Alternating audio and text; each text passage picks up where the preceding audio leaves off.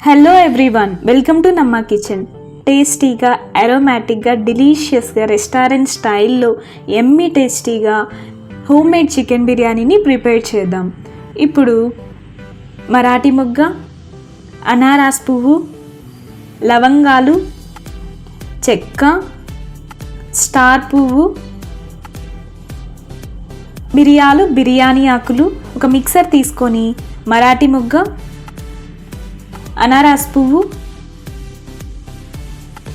లవంగాలు, చెక్క, స్టార్ పువ్వు, మిరియాలు వేసి ఇలా మెత్తగా పౌడర్ చేసుకోవాలి.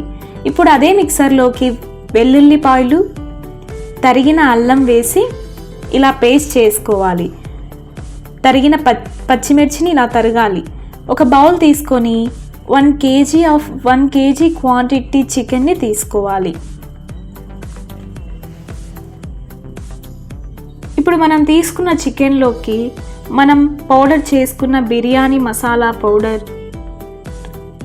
పేస్ట్గా చేసుకున్న ginger paste, chicken masala powder, 1 cup of curd, 2.5 tablespoon red chilli powder, 2 tablespoon garam masala, 2 tablespoon ధనియాల పొడి, 2 tablespoon సాల్ట్, సరిపడ్డ ఆయిల్,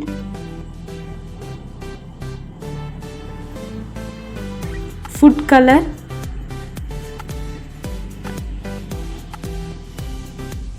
లెమన్ జ్యూస్ వేసి పైన చూపిస్తున్న విధంగా ఇలా మెత్తగా బాగా కలపాలి. ఇప్పుడు ఆనియన్స్ని పీసెస్గా కట్ చేసుకున్న ఆనియన్స్ని ఒక ప్యాన్ పెట్టుకొని ఆయిల్ వేడెక్కాక బ్రౌన్ కలర్లో వచ్చేంత వరకు ఆనియన్స్ని డీప్గా ఫ్రై చేయాలి. ఇలా బ్రౌన్ కలర్లో ఆనియన్స్ రావాలి. ఒక బాండే తీసుకొని 2 cups of basmati rice, 1.5 cup masoori rice వేసి ఇలా బాగా వాష్ చేయాలి.